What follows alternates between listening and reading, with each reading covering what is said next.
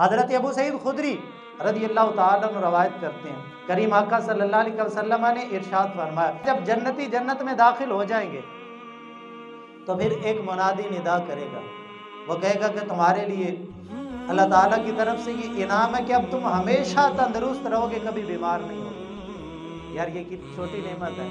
दुनिया में 100 बीमारियां हैं, 100 बीमारियां, सर दर्द ही आ जाए ना तो बंदा परेशान हो जाता है।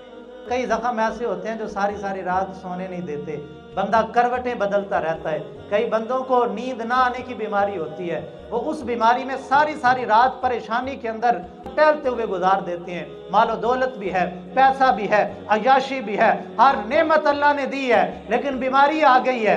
अब उस बीमारी की वजह से वो नेमतें इस्तेमाल करने से भी महरूम है, वो उन लजीज खानों का जायका चखने से महरूम है, क्योंकि डॉक्टर ने मना कर दिया कि अब तू बीमार है, तूने फला चीज़ भी नहीं खानी। और मेरे भाई, ये दुनिया बीमारियों का गढ़ है, ये यहाँ बीमारियों की कसरत है। और आज के इस दौर के अंदर तो तकरीबन हर बंदे को कोई ना कोई किसी ना किस्म की बीमारी मौजूद है।